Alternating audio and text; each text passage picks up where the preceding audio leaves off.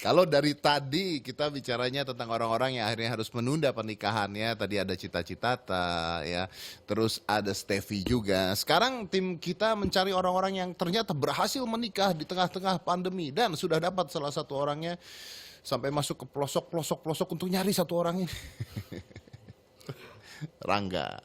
Iya. Rangga. Tinggal di mana? Saya di rumah di Tanah Abang, sekarang di daerah Bangka Kemang. Berhasil nikah? Alhamdulillah. Wih, bahagia? Cukup bahagia, alhamdulillah. Cukup bahagia. Enggak banget lah ya. Ada yang kurang, Apa itu? resepsinya. Oh, jadi lu tuh nikahnya akad. Akad aja. Resepsinya nggak ada. Resepsinya ditunda. Iya, karena Iya, tidak bisa. nggak boleh, iya, Karena nggak betul. boleh. Tadinya ada resepsi. Ada. Kok bisa sih, bukannya katanya sekarang tuh udah nggak boleh ya minta izin buat akad juga dari KUA ya? Saya udah daftar dari awal tahun untuk mendaftarnya. Rencana pernikahannya 4 April, akhirnya dimajukan jadi 31 Maret karena saran dari pihak penghulu juga sih. Oke, dari KUA. oke. Soalnya setahu gua ya bahwa KUA itu kayaknya udah agak melarang untuk pernikahan sebenarnya sementara gitu ya. Terus awal-awal tuh diganti online dulu, daftarnya online KUA. Setelah online KUA terus udah gitu akhirnya di stop untuk sementara, tidak ada lagi pernikahan dulu sampai kapan gitu. Gue juga lupa sampai kapan ya, tapi ditunda. Artinya lu dari awal Udah siapin semuanya. udah siapin semuanya. Jadi tinggal melanjutkan untuk pernikahan aja. Betul. Itu gimana bro, nikah di tengah-tengah pandemi seperti ini berarti maskeran dong? Maskeran, sarung tangan, Sarung tangan? sarung tangan yang ada di meja. Yang di meja penghulu, wali, 2 saksi dan pengantinnya harus menggunakan sarung tangan. Ijab kabul? Ijab kabul dengan sarung tangan dua-duanya. Dengan sarung tangan? Dan sarung tangan. Oke, ini kita lihat fotonya. Nah, oh itu dia. Pakai sarung tangan. Oh, istri nggak pakai sarung tangan? Karena dia pakai nail art gitu. Oh, Dia nggak apa-apa diizinkan untuk ya udah nggak diizinkan. apa-apa. Oke. Nah, pernah nanya sih nggak sih? Gue juga nggak ngerti, kurang ngerti. Pada saat ijab kabul kalau pakai sarung tangan tuh sah nggak? Nah kalau itu nggak tahu deh, karena sebenarnya kan yang saya tahu malah ijab kabul itu jabatnya. Kalau di jabat tangannya ada sarung tangan atau tidak, Ya kan? saya nggak tahu. Ijab kabul kan jabatnya nih. Iya nih. Tapi kalau nggak langsung kulit ke kulit gitu maksudnya Berarti ya? kan nggak kena dong, ya kan? Ya insya Allah salah. Jangan gitu Mas Ded. Nanti kalau ternyata tidak sah, wah berarti ngulang lagi lu nikahnya lu. Waduh. Tapi bukunya udah ada, tenang aja. Oh bukunya udah ada, buku aman dong, Iya. aman, buku udah ada. Nah ini tapi lucu sih, gimana? Lu pasti nggak kepikiran kan bahwa yang namanya nikah terus harus pakai masker, harus pakai sarung tangan. Pada saat ijab kabul tuh kayaknya belakang ada keluarga juga. Ada beberapa keluarga Berapa hadir. orang yang hadir?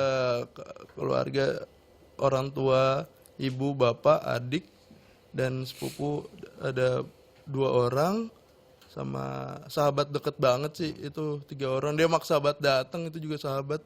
Awalnya udah saya bilang nggak usah datang, ntar malah nggak boleh masuk segala macam. Udah gue di luar juga nggak apa-apa. Iya, iya, Nggak enak juga sih sebenarnya sih dengan keadaan kayak gini. bener. Tapi gimana bro, akhirnya setelah menikah di Ya. tengah-tengah pandemi ini, lu nikah juga nggak bisa jalan-jalan, nggak bisa liburan. Iya, udah cuman di rumah aja. Tapi artinya lu nggak jadi ini ya, apa honeymoon gitu nggak ya? Ya mau nggak mau dipospon. Tadinya ada. Ada sih, ada rencana keluar kota ke tempat dinas orang tua di Lombok. Oh enak tuh di Lombok tuh ya kan, pantainya bisa di sana, renang bisa Iya. di sana. Tapi harus pospon. Kenapa postpone? Ya penerbangan juga udah nggak bisa. Orang gini aja sih, orang tua aja tuh kan saya harusnya tanggal 4 nih. Ah, Tanggal 4 pernikahan. Orang tua tuh udah beli tiket tuh tanggal 31 Maret. 4 April oh iya nggak bisa terbang ya? iya, 31 Maret tuh rencana beliau untuk tiba di Jakarta kan. Ah. Nah, itu pun saya dapat kabar untuk dipercepat dari penghulu, disarankan untuk dipercepat tanggal 28 Maret saya dikabarin. Saya koordinasi semua sama keluarga gimana kalau mau dipercepat kapan. Perlu tanggal 30, tanggal 31 karena ada isunya tanggal 1 April Jakarta lockdown. Waktu itu sempat isu besar itu yang ternyata keluar PSBB. Itu akhirnya saya koordinasi semuanya, orang tua memutuskan ya udah 31 Maret aja, nanti papa usahain datang emang pesawatnya pagi. Saya udah minta jadwalnya siang untuk akad nikah.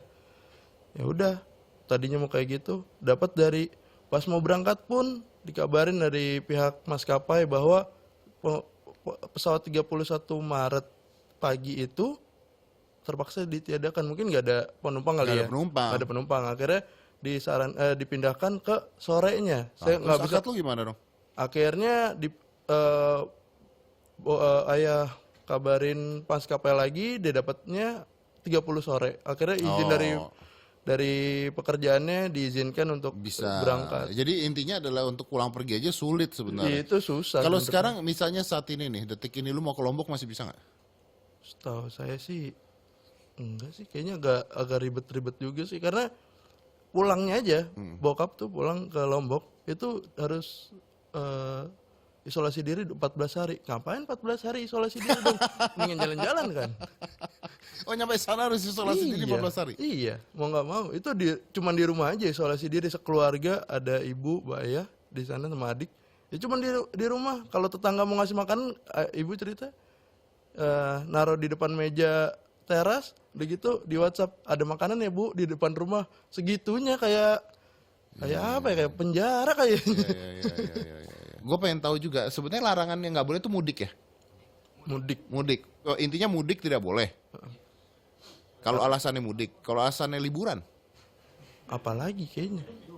Mudik aja nggak boleh, mau ketemu keluarga seneng-seneng lagi. Kagak dikasih lagi. kan nggak ada hukumnya dia ngomong siapa Iya pemerintah sih. kita ngomong Iya liburan nggak bener. boleh. Iya benar, iya. Ampun Om. Siapa Enggak, bukan saya orang. Canda. ya siapa tahu lu minta izinnya liburan gitu ke Lombok gitu. Boleh kali. Minta izinnya ke siapa masalahnya? Iya sih. Masa ke wali kotanya daerah yang mau didatengin susah amat. Pakai surat Ribet tembusan ya. sana sini. Ribet bener. Jadi lu di rumah aja Di nih rumah aja. sama istri. Sama istri. Hamil? Alhamdulillah belum. Belum. Syukurin aja. Ntar Benar. dapat lebih kan. Iya betul. Dapat lebih. Iya. Anaknya, rezekinya. Anaknya. Iya. Bukan istrinya dong.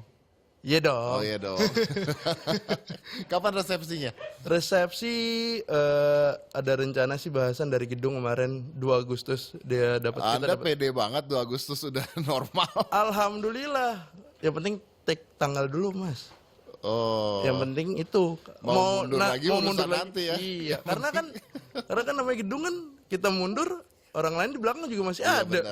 benar. Ya udah ngambil tanggal dulu lah ya. Iya, jaga Ngambil dulu. tanggal dulu. Oke. Rangga, thank you ya. Terima kasih Ya, banyak ya udah sama-sama. nge-share beritanya juga. Ini berita bahagia sih ya. Walaupun gimana pun tetap menikah. Karena memang manusia itu makhluk sosial. Agak sulit ketika sosialisme ini akhirnya ditahan tuh agak sulit gitu ya. Apalagi pernikahan. Pasti agak sulit. Thank you loh. Terima kasih banyak. Tapi memang bukan hanya Rangga. Banyak orang-orang yang tetap menikah walaupun di pandemi seperti ini. Tidak menyalahkan mereka juga ya. Itu adalah sebuah pilihan. Kita lihat dulu berita-beritanya.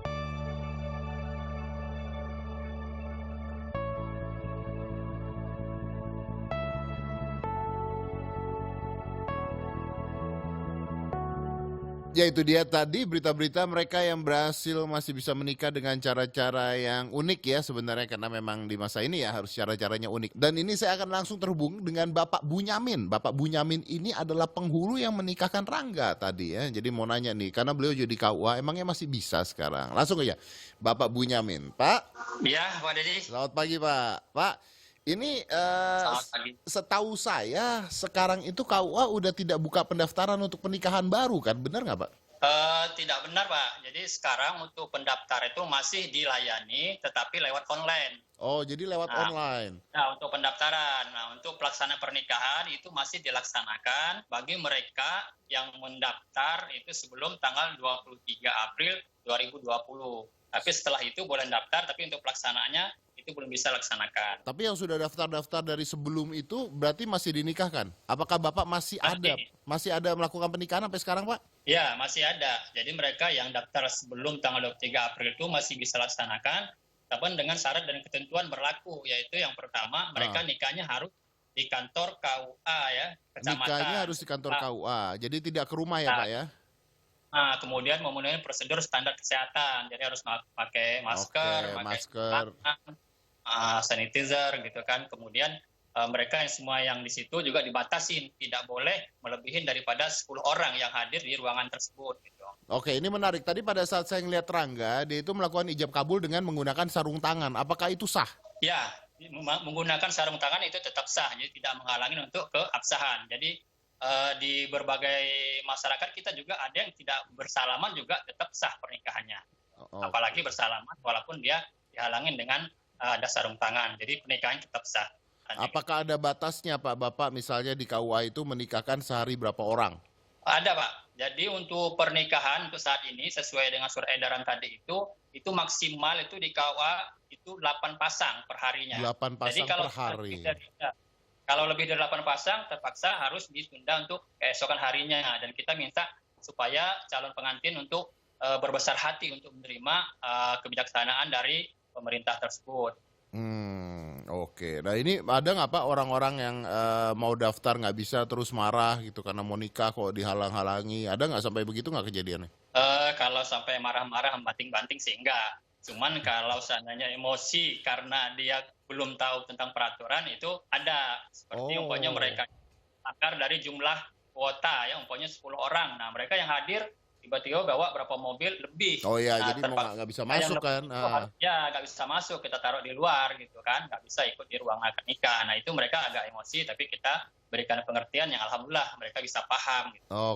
Oke. Kalau jumlah pernikahan apakah menurun banyak Pak sekarang Pak dari catatan KUA-nya sendiri? Menurun banyak, cuman bukan karena terkait dengan darurat COVID-19 ya. Sebenarnya karena bulan Ramadannya. Memang setiap tahun di bulan Ramadan itu pernikahan itu tidak lebih dari 10% dari hari-hari yang atau dari bulan-bulan biasa. Gitu. Oh, jadi emang tiap tahun kalau bulan Ramadan tuh yang menikah sedikit Pak, kurang dari 10%. Ya, jadi memang sedikit ya, kecuali mereka yang mungkin darurat gitu kan, pengen banget gitu untuk nikah. Ya. Oke, apalagi dengan adanya COVID seperti ini Pak ya, berarti ya? Ya. Jadi apalagi ada di masa darurat COVID-19 ini tentu sangat berkurang gitu untuk pernikahan di saat ini, di bulan-bulan ini. Oke, artinya, baik Pak, kalau begitu terima kasih banyak Pak untuk informasinya, sehat selalu Pak yang ada di sana Pak semuanya. Baik, terima kasih banyak Pak Bunyamin. Sama-sama Pak Dedi, sama-sama sehat selalu. Ya itu dia artinya kalau Anda masih mau menikah masih bisa untuk mendaftarkan secara online, hanya saja pernikahan Anda atau akadnya akan diundur ya. Jadi daftar dulu juga boleh lah ya kalau Anda kebelet banget untuk menikah. Saya akan break dulu, setelah ini akan ada tausiah dari Ustadz Ali Nur.